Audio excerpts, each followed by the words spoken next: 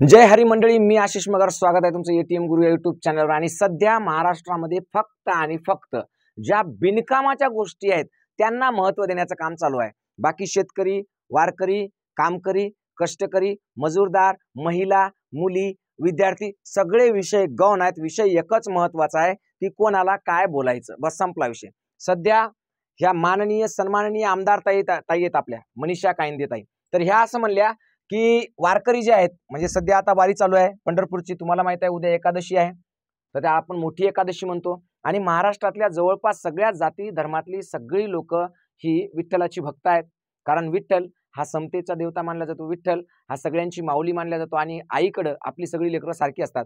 तर ह्या माननीय सन्माननीय आमदार कायंदे ताई विधिमंडळात असा म्हणल्या की बाबा काय झालंय की काही नक्षलवादी घुसलेत म्हणे दिंडीमध्ये। कोणते नक्षलवादी ते सगळं सांगणार आहे, आणि अशा नक्षलवाद्यांवर काहीतरी कारवाई झाली पाहिजे, आणि ते समाज विघातक आणि ते अर्बन नक्षलवादी आहेत ना, वगैरे वगैरे वगैरे वगैरे।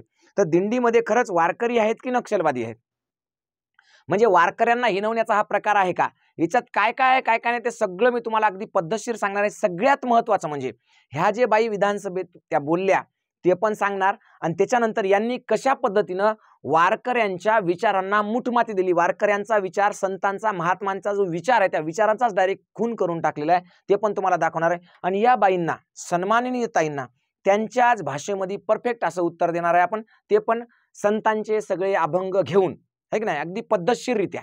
चला, सगळ्यात महत्त्वाची गोष्ट तर काय म्हणल्या ताई, तत्पूर्वी एक तुमच्यासाठी प्रश्न आहे बरं का। आता पुन्हा एक वारीत कोण घुसले अजून ते पहा, तर वारीत धारकरी घुसले आहेत, आणि धारकरी व वारकरी एकच आहेत असे भिडी गुरुजी व त्यांचे अनुयायी म्हणत आहेत। तर हे योग्य आहे का, हे तुम्ही कमेंट करून कळवायचंय मला। कधी कळवायचंय, व्हिडिओ पहा आणि कमेंट करा की वारीमध्ये जे घुसलेले धारकरी आहेत ते धारकरी, आणि जे पूर्वापार चालत आलेली जी वारकरी परंपरा आहे ते वारकरी, हे एकच आहेत, दोन्ही वेगळे करता येत नाहीत, असं परमपूज्य भिडे गुरुजींचं मत आहे। तर यांच्या मताबद्दल, तसं तर आपण यांच्या मताला फारसं काही महत्त्व देण्याची गरज नाही, पण तरी सुद्धा यांच्या मताबद्दल तुमचं काय मत आहे ते कळवा, एक महाराष्ट्रातले रहिवासी म्हणून। चलो ओके, आता बघा बाई काय बोलल्या। बाई म्हणजे, बाईचा कार्यक्रम खतरनाक आहे, बाई म्हणजे डॅशिंग आमदार आहेत एकदम। तर बाई म्हणल्या वारीमध्ये अर्बन नक्षली घुसले आहेत। कोण घुसले? अर्बन नक्षली घुसलेत।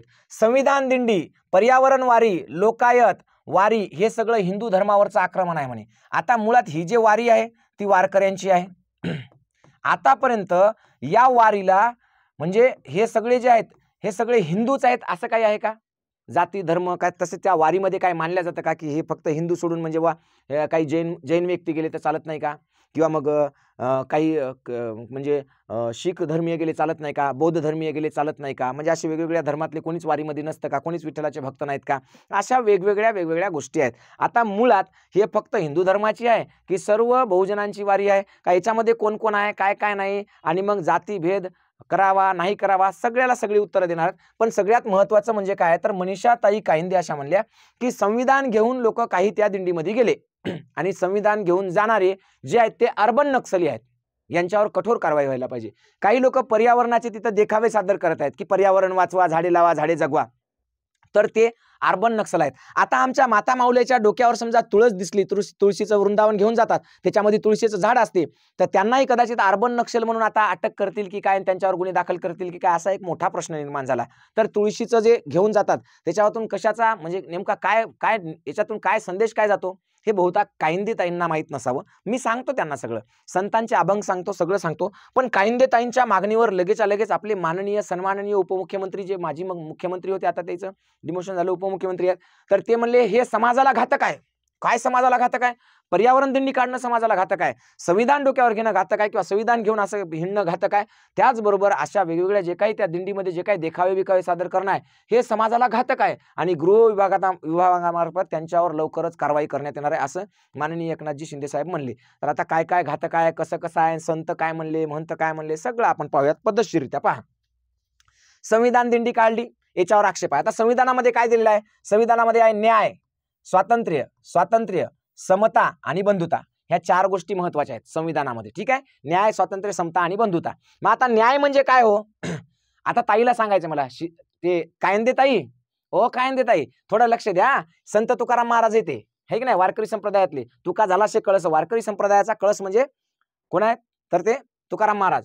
पहा, नाही उंच नीच कोणी, काय म्हणले ते, नाही उंच नीच कोणी, सर्व एकची विठ्ठल मानी, तुका म्हणे सत्य सदा अन्याय नको कोणापदा, अन्याय कोणावरही करायचा नाही म्हणजे न्याय, सर्वांना समान न्याय, समान न्याय.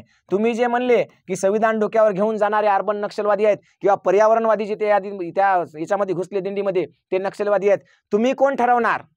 तुम्ही कोण ठरवणार? दिंडीला जाणारा सगळ्याला सगळा जे कोणी जातो तो वारकरी आहे, त्याच्यामध्ये कोणतंही दुमत नाही. आणि संत तुकाराम महाराजांनी स्पष्टपणे सांगितलं की उंच नीच नाही कोणी, कोणी मोठा नाही, कोणी लहान नाही, कोणी हे नाही ते नाही, जे चालले विठ्ठल नाम, विठ्ठल ज्यांच्या मनी आहे ते सगळ्याला सगळे कोण आहेत? सगळे सारखे आहेत. कोणावरही अन्याय होता कामा नाही. या भारतामध्ये संविधान सुद्धा हेच सांगते की संविधानामध्ये सुद्धा जी 4 तत्व दिली आहेत त्याच्यातलं पहिलं तत्व आहे न्याय, आणि तेच वारकऱ्यांचं सुद्धा पहिलं तत्व आहे न्याय. आणि म्हणून सर्वांना समान न्याय असावा, म्हणून कोण दिंडीत चालले कोण नाही हा प्रश्नच उरत नाही. संविधानामध्ये आणखी काय सांगितलंय? स्वातंत्र्य. मग आपल्या संतांनी स्वातंत्र्याचा पुरस्कार केलाय का नाही? मनीषाताई ऐकून घ्या. पहा, नाही बंधन नाही माया जिथे विठ्ठलाचा ठाया, नामा म्हणे मुक्त झालो विठ्ठलाच्या चरणी लागलो. पहा, नामा म्हणे कोण म्हणलं? संत नामदेव म्हणाले की मुक्त झालो, आहे की नाही? स्वातंत्र्य, मुक्त झालो मी, गुलामीत राहिलो नाही. कधी? विठ्ठलाच्या ठाई गेलो, म्हणजे मी कोणाच्या गुलामीत राहिलो नाही. मग संविधान सुद्धा काय सांगते? संविधान म्हणते स्वातंत्र्य द्या ना, मग संविधान बी सांगते स्वातंत्र्य द्या. आपले संत वारकरी सुद्धा सांगतात, संत सुद्धा सांगतात की स्वातंत्र्य द्या. मग संविधानामध्ये संतांच्या विचारामध्ये असा कोणता फरक आहे? तेच तर विचार पुढे नेत आहेत ना संविधान नेणारे तिथं. मग तो विचार तुम्हाला पटत नाही का? ज्या संविधानामुळे तुम्ही शपथ घेतली, ज्या संविधानामुळे तुम्ही आमदार झाला, ज्या संविधानामुळे तुम्हाला वेतन भत्ते सगळं मिळतं, ज्या संविधानामुळे तुम्ही त्या विधिमंडळात जाऊन बसलात, ते संविधान घेऊन जाणारे लोक म्हणजे नक्षलवादी. मग तुम्ही त्याची शपथ घेतली, मग तुम्ही नक्षलवादाची शपथ घेतली का? तुम्ही सुद्धा संविधानाची शपथ घेऊनच आमदार मंत्री झालात ना, मग तुम्ही नक्षलवादी आहेत का? म्हणजे नक्षलवादी पुस्तकाची शपथ घेतली का तुम्ही? हे तुम्ही सांगायला पाहिजे. त्याच्यानंतर जातीभेदाची गुलामी गेली. पहा, गुलामी, स्वातंत्र्य संविधानामधले एक तत्व, तेच आपल्या संतांच्या याच्यामध्ये. पहा, जातीभेदाची गुलामी गेली, एका जनार्दनी सत्य मिळाले, नाही कोणी परका सर्व विठ्ठलाचा लेखा. विठ्ठलाच्या लेखी कोणीही परका नाही, कोणत्याही जातीचा, धर्माचा, पंथाचा, कोणीही येऊ द्या, विठ्ठलाच्या लेखी कोणीही परका नाही. मग तुम्ही जे म्हणले की हे हिंदू धर्मावर अतिक्रमण व्हायलंय, इथं धर्म जात भेद काहीच नाही, काहीच, असं कोण म्हणतात? आपले संत म्हणतात. मग हा संतांच्या विचाराचा अपमान नाही का? संतांच्या विचाराचा खून नाहीये का? हे आपल्याला कळायला पाहिजे. ठीक आहे. त्याच्यानंतर पहा पुढे, समता भेदाभेदा अमंगळ. संत तुकाराम महाराज म्हणतात बरं का, संत तुकाराम महाराजाच्या अभंगातली समता मी तुम्हाला दाखवतोय. कशातली? संत तुकाराम महाराजाची, जी आपल्या संविधानामध्ये आहे तीच. पहा, भेदाभेदा अमंगळ सर्व एकची मूळ, तुका म्हणे विठ्ठल विश्वव्यापक सकळ, उच्च नीच नाही कोणी, तुम्हा आम्हा जन्म दिला एक योनी. तुम्ही आम्ही सगळे एका योनीतून जन्मलेल्या. योनी माहितीये का ताई? मी म्हणत नाही, तुकाराम महाराज म्हणतात. तुम्ही आम्ही आपण सगळे एका योनीतून जन्मलो. ती योनी म्हणजे मनुष्य योनी, आहे की नाही? सुपीक डोक्यात नापीक विचार येऊ देऊ नका. मनुष्य योनी, मनुष्य जन्मातून, त्याच्यातून आपण जन्मलो, सगळे आपण एक आहोत. मग हे समता कुठून आलंय? संतांच्या महंतांच्या अभंगातून समतेचं तत्व संविधानामध्ये आलं. मग हे संविधान घेऊन जाणारे काय करतायत? संतांचं, वारकऱ्यांचं तर काम पुढे नेत आहेत ना.